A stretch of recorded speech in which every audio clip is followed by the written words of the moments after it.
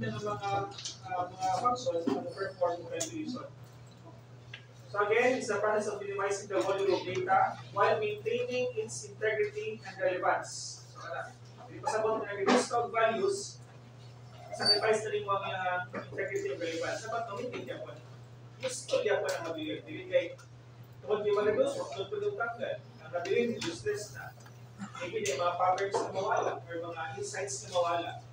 So ang iyang goal, ma-reduce ang numbers of values but still ang integrity and relevance na. So this helps in improving storage efficiency.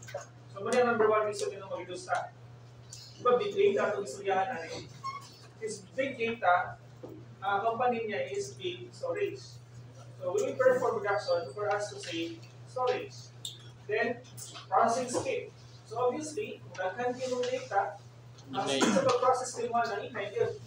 So kung reduce mo data, ito mo, pas-pas ang mga pag-process. Ito sa model na aside. Then, magda ba? Sabi ka sa mga exam nila. Just click kasi mo ano. Iwas.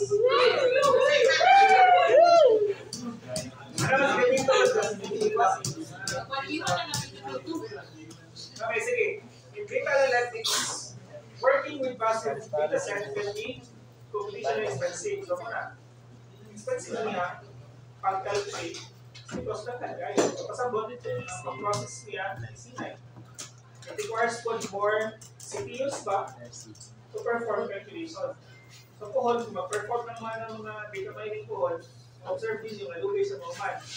Kung sa image analysis natin mga epok, ang mga laptop is the same lang nga hindi ka mga man, magaling. Kung ang mga laptop, kung same na searching ng mga specs, ito na yung advantage to. Kung tayo mag-naman, i7, ito yung i7 ba ito? Hindi. Nakaman na niya ito, pag ito, epok 1 pa lang ito naman. So kung daga na data, sa mode ng magbigay. That's why, tawag siya nasa yung computational expensive na pag-calculate sa values. So by reducing the data and observing essential patterns, businesses and researchers can perform faster and more efficient data analysis. So iba mo spend, so dili mo sa researchers, Carla, di ba pasok? Okay, sige, what is data reduction? Ano yung reduction? Ano importante siya? Okay, first, improves processing speed. Matawag yung na. Reduce storage cost. Of course, kung magaman nila, ang storage cost niya gamay na po. Enhance model performance. So maybe, ang performance yung model, kung gamay lang yung data, kung reduce yung data, mas mo enhance. Ay gamay naman ang kapag niya tanawon. Hindi naman siya mag-isip na ng tayo. Hindi na siya mahangkag na list to size or enhance ang iyang performance. Then, remove relevant and redundant data. So, based naman, mag-reduce na lang yun na yung ma-remove ng mga relevant and redundant data. Tapos, facilitates data visualization. So, ang data visualization niya, mas easy na lang because itong mga relevant data yun, okay, or itong mga basic data. So, better yung mga viewing sa inside using yung data. So, that's why we need to perform reduction. Okay, marami. Techniques of data reduction. So, nasa yung There are three main techniques. In each of the main techniques, na po na siya yung mga sub-techniques. So, first is dimensionality reduction. Feature selection and extraction. So, part of it is the principal component analysis, mga topic around the PCA. And I would say feature selection and calculating ways. For example, like auto-encoders. I'll be honest, or kung ilan yung auto-encoders, ilan para ako nito. Ang principal component analysis ng feature selection na ang idea. Wala yung iba transcribe. May focus natin sa feature selection. But now, sa inyong batch, we will include the PCA or the principal component analysis. Yung goal ba is pag-amin ang columns. Pero matingala mo later, yung mga original figure mo mawala. Kung ka lang ay PC1, PC2, PC3. So, wala na yung understanding sa sa data na nag-delete. What's the grand data? So, ano ang output ay PCA later. So, example, a data set with 50 features. So, imagine, nag-10 is a feature. So, para i-load din mo sa mga calculated point, expensive po ito na pang-amin. Ito yung feature na i-manage. Ang goal is to adjust or to reduce those 50 features into 10 essential features. Pero karang 10 na din ito ang model or ang algo ang magbuhat kung saan din ang optimal numbers of features na mabili. For example ba, nakuha dito na 50. Hindi ikaw magbuhat, dapat 10 lang, dapat 14 lang. Depende po na sa variance o sa calculation na buhaton sa mga code later. So, na instances nga, sa lang yung baon, from 15 may mong 14, nato instances nga from 14 may mong 10, depende sa values niya makalculate. Okay, so another technique is kining numerosity reduction. So, kung kining dimensionality, focus on the columns, ang kining numerosity, focus on the rows. Reduce niya ang numbers of rows. So, kung nakay 10,000 data, possible yung magamay siya, di ang columns ang magamay ito ang rows. So, one example of it is in sampling. Diba, kailangan sampling. Sabot na sampling. For example, nakay 10,000 na student, ang sampling lang mo niya, depende sa ako ang formula, magamay ang samples. So, sa research ko, kung Snowball's formula ko sa 1,000, possible na sa mga 110, 107 na samples. So, from 1,000, na yung lang siyang mag-7. So, mga sampling. Nato din clusterings. So, may group niya data into clusters. Then, nato tayo aggregation. Kasi ang iyang goal din is ma-reduce ang numbers of rows. Unlike like number 1, ma-reduce ang numbers of columns or numbers of features. So, example, instead of analyzing 1 million transactions, we can take 10% sample that still represents the full data set. Something siya, random siya, pero ito, random. Nagapon tayo code, or nagapon tayo formula to perform the random sampling. Ito mo magbuot-buot ha. Sorry, may tabok ka mo magbuot-buot. What do you think? Ano to? Bias. Even sa research code, kung nakay 100 respondent out of 1,000 students, kung ikaw ang magbuot, possible na bias. That's why you need to have or to avoid biases. Hindi gamit ang mga software na wala tayong holdback kasi yan mismo ang mag-create. So, kung na ang sample, 1 million down to 10% of 1 million means yes, bilang 10% sa 1 million.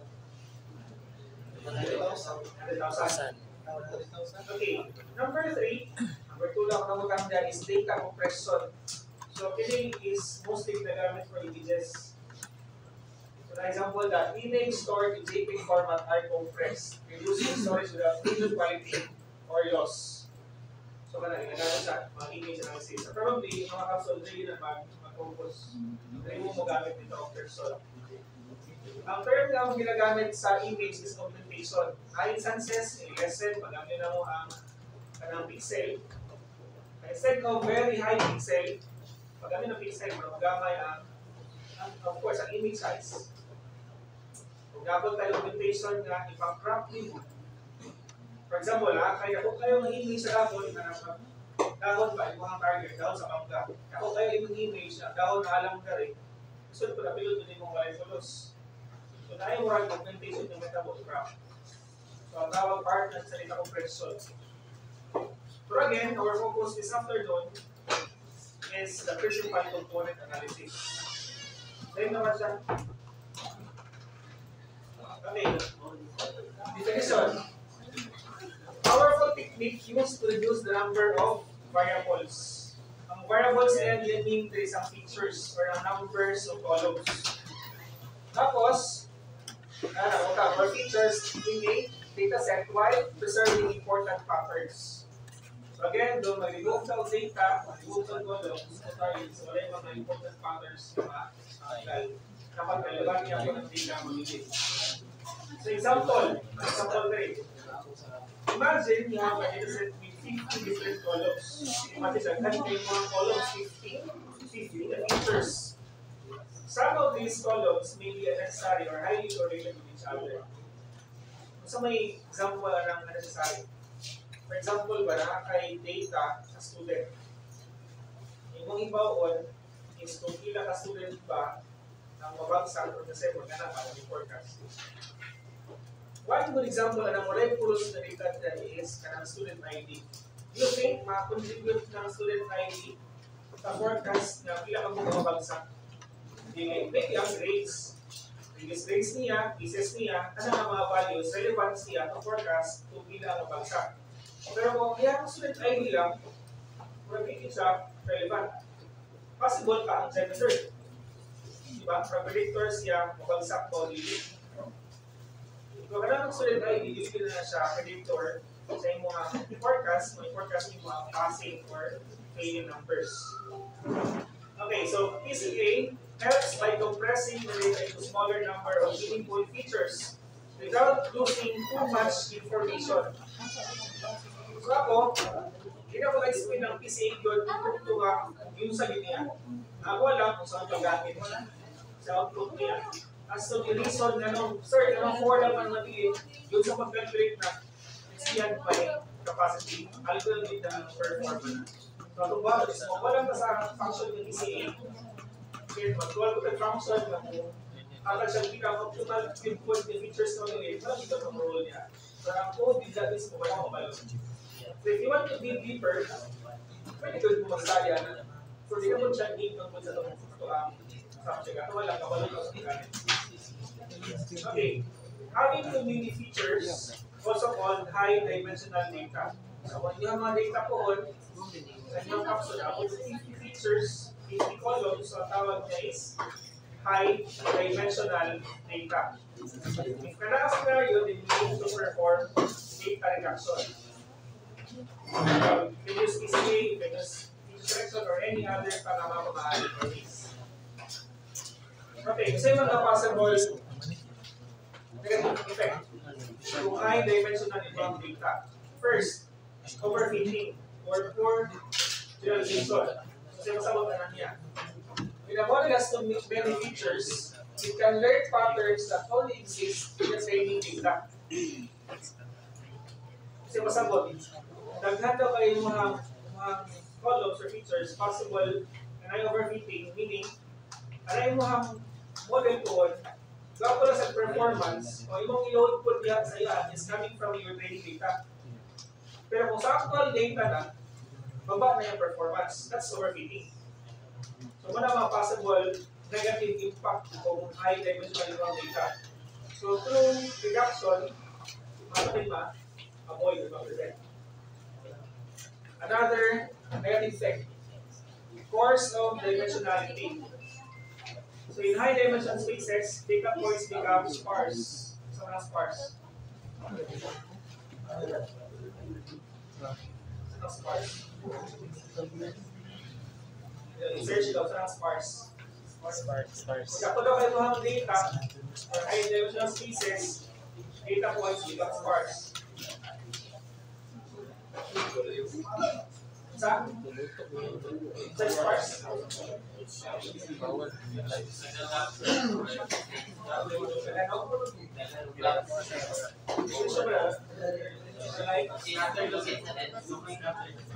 Yes, kapag tayo sparse rate, ang variance nila yung faster yung mga data. Takag kayo. Very of course, obviously, gagal kayo, mataligay na yung mga data. So muna ang force of dimensionality.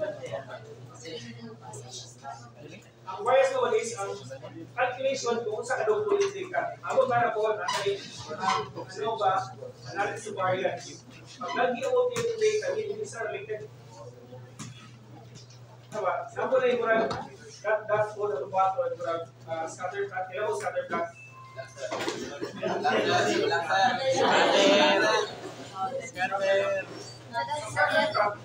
Kung taas kayo ang variance ng data, ang iyang mga dots lang yun sa iyang line mga patangas.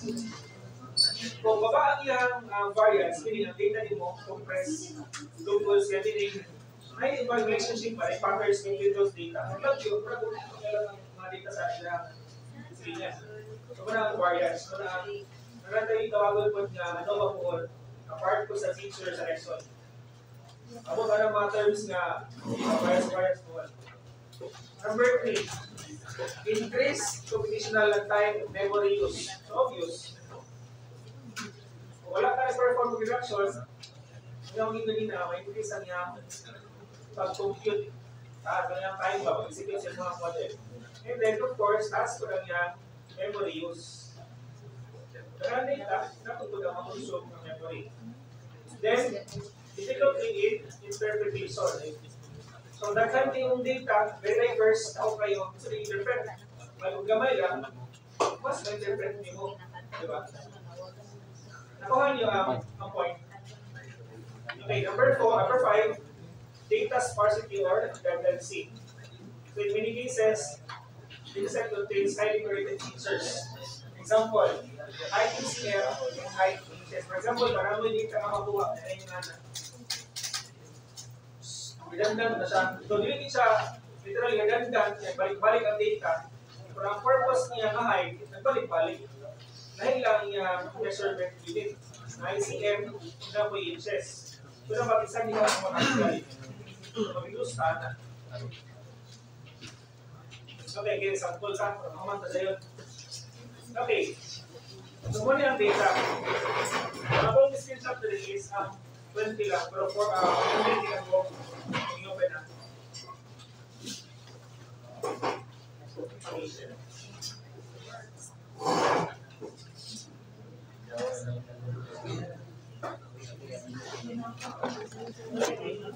So, muna yung ang original nga data. So, itong goal lang is ma-reduce siya. So, again ha, ang iyong ma-expect later is mawala yung mga initial niya nga figures. Mga polyan, mga PC1 na lang. Sorry, tawag siya PCA. So, kaya na, naghanti siya ang data.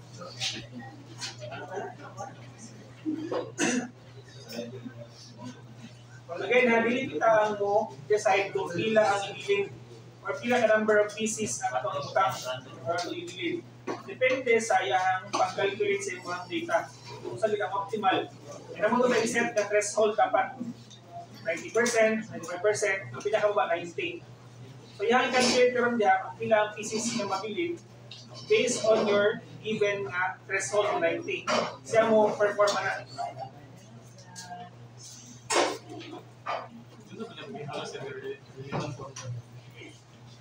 Based sa iyang ihatag na dahil calculation gani. Sa variance niya po na later.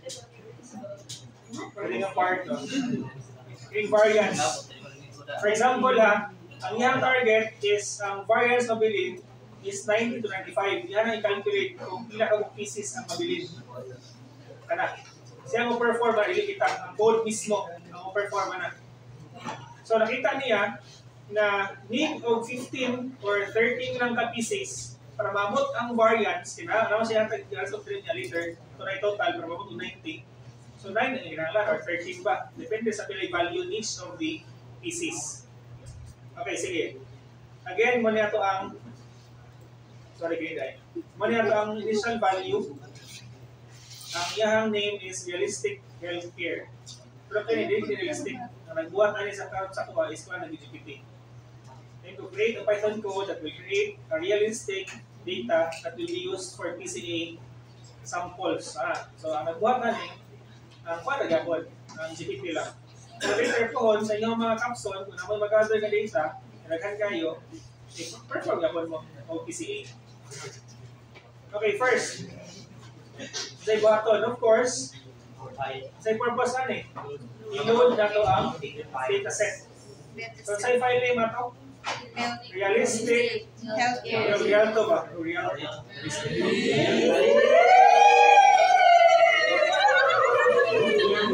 Realistic Healthcare dataset. So pila ka columns ang nakaroon dali? Pila ka features? Isa, dua, tulo.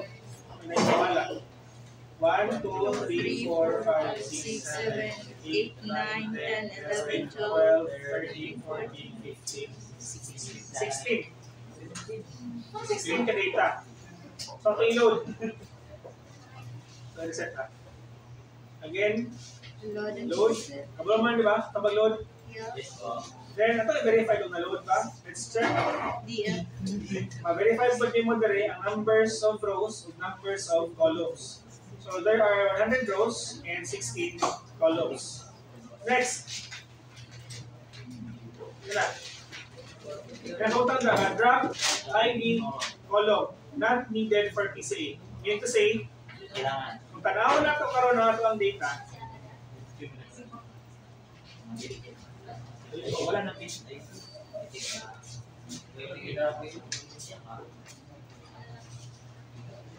Kaya, kung tanaw niyo ang data, kung saan observe niyo sa patient ID, or count lang siya, meaning, wala din siya necessary to be used as predictor sa imong target data. Numbers lang man siya. So, ang ibuhat na rin, i-remove ka rin patient ID. Kung siya gamit. Without using any formula, without using any techniques, trabaho na ka mismo, count lang na, wala na gamit karon sa imong target. Numbers lang man siya. So, akong bato, mag-create to another data set. Hindi na ko siya drop. Mag-create to another data set. Ako man nag-use later mga God. Another data set, mawala di siya. So, ang mabilit na pag is getting H down to the potassium. Para lang target na to. So, saan pag mo? So, kada, i-drop niyo patient ID, tapos ibutang mo siya sa DF. Wala na ko siya i-drop in total sa DF na original. Nag-create na kung isa ka variable na wala si patient ID. Execute. Then, verify. So, wala na yung Patient ID. 15 na nagka-column. Oh yes, 16 columns na lang. From 16, 15 na lang. May view po niyo ang data frame, wala na po ang patient ID. So again, hindi na ako mag-elaborate pa rin. Awat naman naman, nakagili ba naman. Okay, next. Dari, kung perform na mag-PCA, dili siya mag-gana, kung ang mga data is very diverse. Wala kay data, for example, age, na wala decimal point, na po data na yung decimal places, na po data na tag-gagmay lang, na po data na nag-cook kayo, hindi na pwede sa PCA. You need to standardize those data. Format mo into decimal points. So, muna ang pinaka-common na format used sa PCA. Decimal points ng mga numbers. Decimal numbers. Bawal whole number. So, atong baton is gamit aning scalar. For us to standardize or convert those numbers into uniform format. So, nagbuhat ang nakanang conversion tayo. Sige lang man. Ang purpose lang na po ani is ito gamit ako.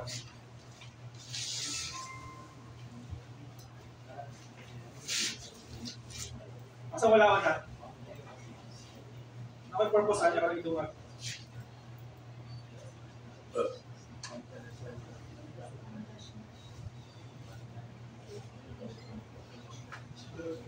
We convert.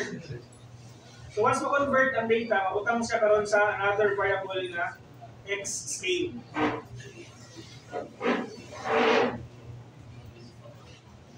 So observe. Atong mga data nagko permero kanang lagyo kaya ngihang ban di similar na ay numbers nga wala decimals, na po numbers nga nagko kayo, na po numbers nga tag hundreds, na po like 3 point something lang. Yan put into uniform format. Hindi mo niyang decimal numbers tanan. So kana.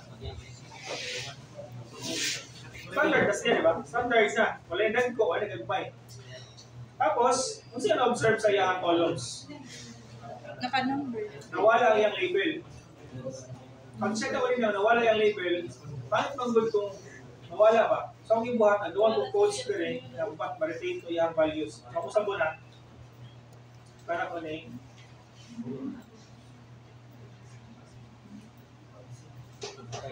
So, naratay karon variable nga bago which is DF scale. Ayaw ko itong X scale, atong numbers. Pero nag-create another variable na DF scale para katong mga columns na 0, 1, 2, 3 ang iyang value. So, balik itong original na labels. So, ang iyang variable is DF scale. So, dahil age, BMI, Sabot ko, kaya ko load age ni. Ano, di may mo ito, naka 0, 1, 2, 3 lang, kaya ko sa values ni. May kategory lang na sir. Transform yung number. Transformable. Number ni mo, decimal yapon. Again, hindi ka for PCI ha, kung naka-categorical, hindi na categorical. Naka-des mo numbers. For example, ang mga breed value is male, female. So may first button mo. Yung masasabi, encoder, di ba? Level encoder. So maybe ang female may mong 0, ang male may mong 1. Tapos, standardize niya, pwede mo.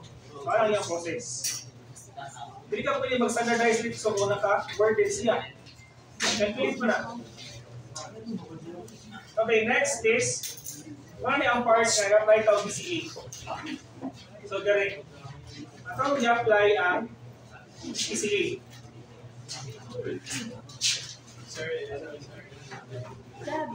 Okay, sige. Apply ha. So, atong value pero nabutang na sa X PCA full. Ato lang i-insert na PCA using the variable na PCA full. Tapos, itong gamit dari karon, yung new values na PCA na ibutang sa X PCA full. Recheck ang X PCA full.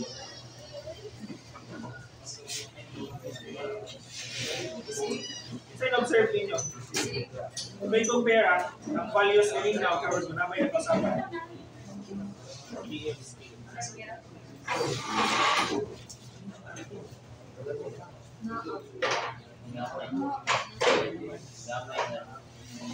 Narawan yung first 3 columns. Sa DF scale ganina, 1.19, 0.95, negative, niya, there is 0.85. After ma-apply ng PCA, abot, gusto niya pag-calculate na, kaya ubaluan na, basta i-PCA niya, nausap ang values. Kung hindi ka values niya gamitin later. Basta i-PCA niya. Kaso na formula, kung yun sa niya, wala kong baluan. Basta i-PCA siya. Hindi na makaikon nga malit siya kay naka-formula mo, naka-method mo daan. Manual ang checking. Sige, yung assignment, explain mo yun sa. Pero is, kung saan magamit, kaya itong dun sa siya, maramay ka.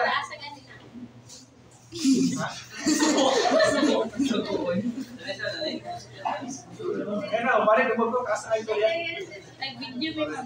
Okay, next.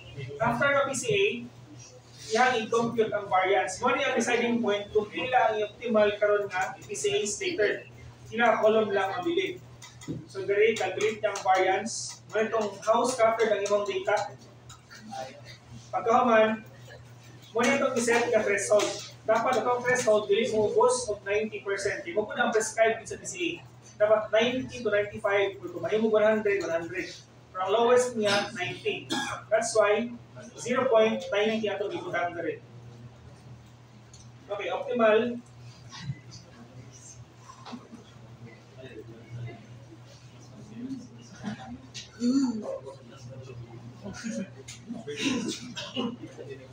Okay, recheck niyo ang variable ni mo nga explorer. Pila ka book yan i-suggest na optimal? 13. So, gamara kayo ang mawala na data or columns. So, from 15, 13 ang iyang thesis may hatag. Tunay secretary, kung saan ang columns. Pero hindi nyo balitin kung saan ang columns ang mabilin. Sabi niya ang value 1, PC1, PC2, PC3. Hindi na balik na. Calculation na sa mga columns yung ibuhat doon. Pagkahuman, kung saan mag-verify na 90%. Siya man kita man nag-bukag test mo na about 90. Siya nag-calculate, kita nagsugo sa iya. Pagkahuman, atong i-apply ang PCA na with selected number of components. Katong pila yung optimal. Itong 13 kabuok. So itong check kung sa'y value aning XPCA karon.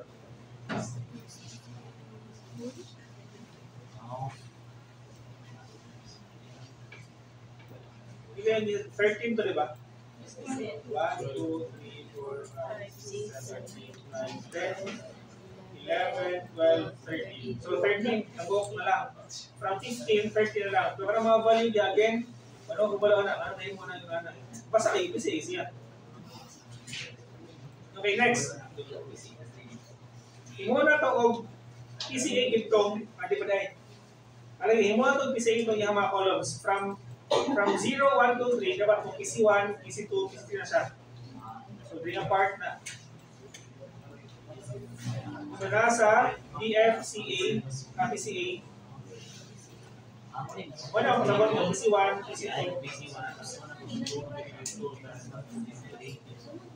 So wala na. Kaya, kung observe nyo na, it's because of this code, retain ang ID. Kakabalo ka, gusto nga, row to, isang patient to. Pero pwede wala na siya. Ako lang ibalik, ako lang ibutang. Pero kung gusto mo nga wala, ay useless mo niya po na, remove na lang rin. Nakuha nyo, again, ako lang ibalik para kabalo ka ba kung sa akin sa patient na values. Pero again, pag-load sa module na wala na gamit, i-remove niya po na. Pagkahon pa na ito, i-check kung nabot ko yung check 90% na threshold or more than 90%. So ito i-check ang variance for every thesis. So ano na ni? Ito na total lang. Magpusag 0.90. 0.11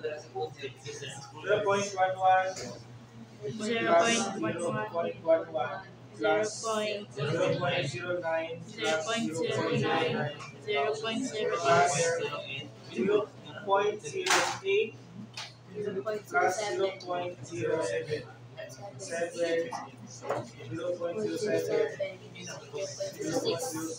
plus 0.07 plus 0.05 plus 0.05 plus 0.04 plus 0.04. Naabot siya, 92% ang yung threshold. So, muna yung target, kung mabot ko 90. So, muna yung deciding point, kung pila ka thesis ang niyang ibilin. Yan may total ang variance for each. Pas ay mabot siya 90.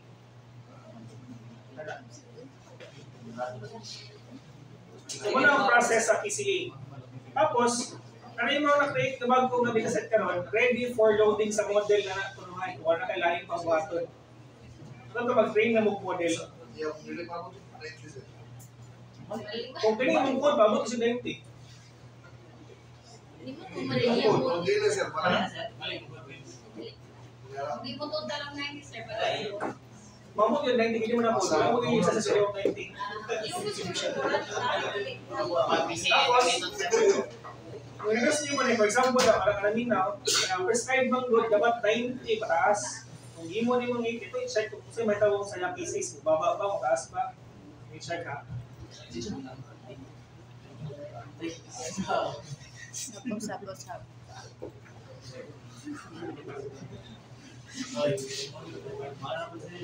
So, pila yung optimal components? 11 lang yung need para maabot niya ang 80. May 80 naman yung mag-set. Meaning, 11 na lang ka thesis. At kung ganun na, 90 man itong threshold, taas na requirement, need niya o bastaghan yung value sa variance para abot sa itong 90. Pero again ha, basta PCA, ang prescribed with the threshold sa variance niya is 90 pataas. Ako lang ipakita ang mugamay siya mataas ko, i-reduce ang threshold. Yes po. Anong class ba na siya?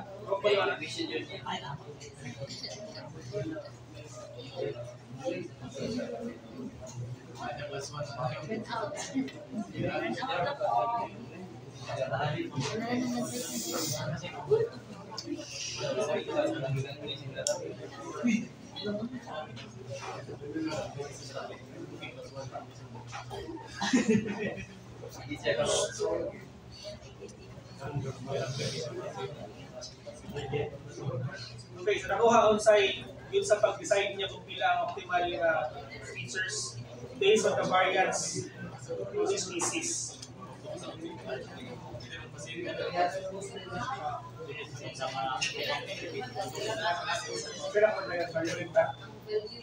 Okay, next, another sample. Ako yung sample din lang Sample 1 and then ano din yung process? I-load sa Python, i-pre-process, i-remove ang ID na standardize, i-load sa PCA, ang mean niya is dapat 0, yung variance is 1, niya niya, i-apply ang PCA na code para mag-count yung numbers of pieces. So another sample.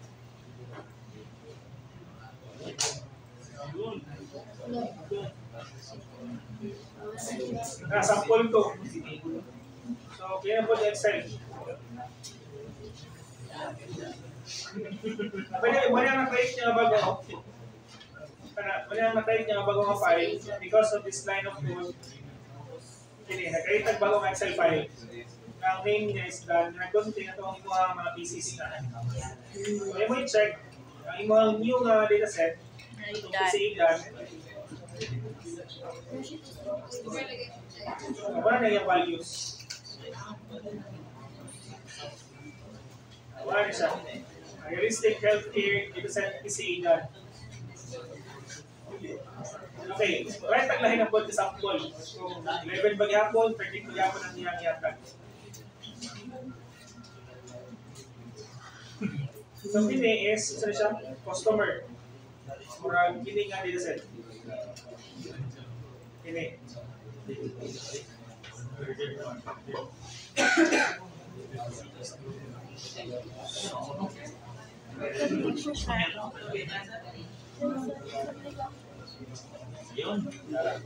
Okay, take note.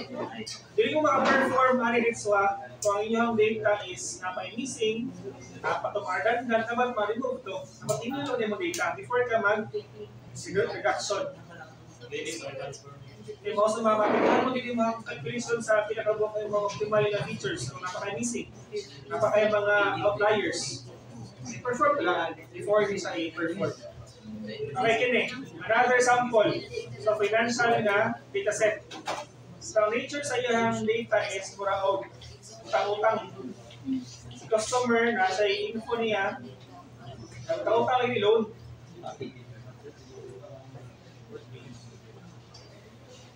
Okay, about loan siya.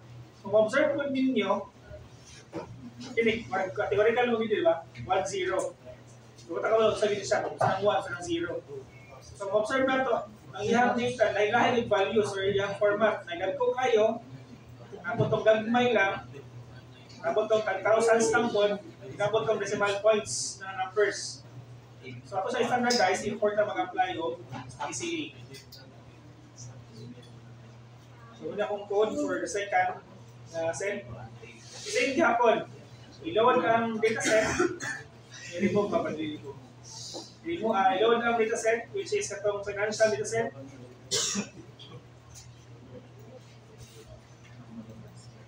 So, ano siya? Itong customer info, itong mga loan niya, ano hay, until monthly expenses. So, karon initially, natay 100 rows, kung nasay 15 columns gapon. Dahil na siya data. Ito yung check kung 13 bagyapon ang yung yata ng pieces. So, gari, drop yapon ng customer ID o may gamit. Tapos, standardize ito ang data.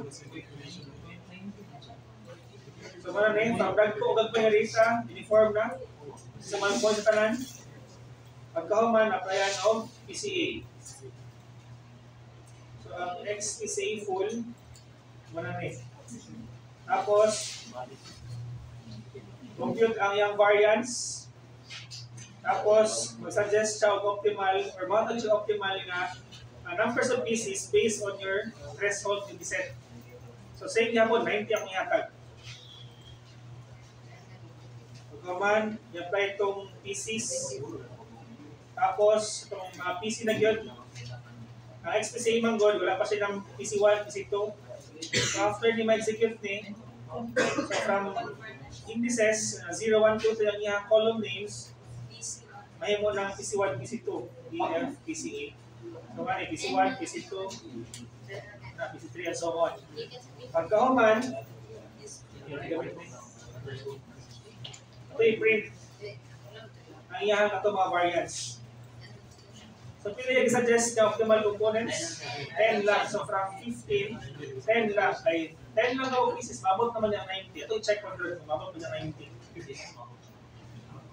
So, kung yung gatag na 10 ka-variance, yung total, 15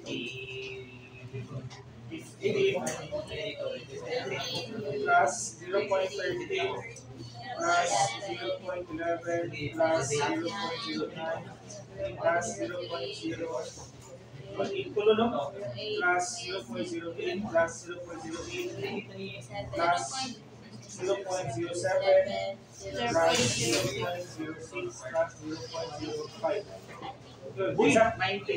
Nakuha niya 19 sa 10 lang ka features.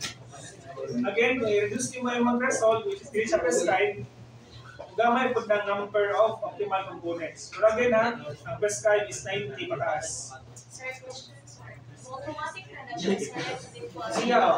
Siya ang mga optimal component numbers based sa imong values. Nang-code, nagaba mo set, pero pangit ng good case, pamot pa ka na 90 niya, for 4 lang yung ibutang gani. Pamot pa ka na 90. Ang drive manig na, ako nag-set, ikaw mo to 90. So ikaw pa mo, sige, adjust, at ikaw mo to 90. Better automatic. Ayaw mo matod, 1 click na lang, automatic na lang. So ito siya i-save. So ang yung file name na bago is, anong safety si Igan.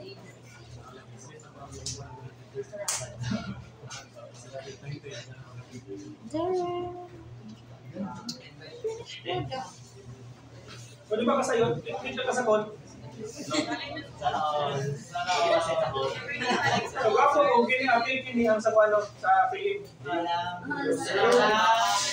Dili lang. Pas lang.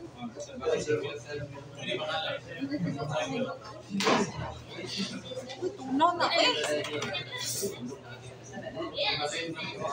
Send ka na dito.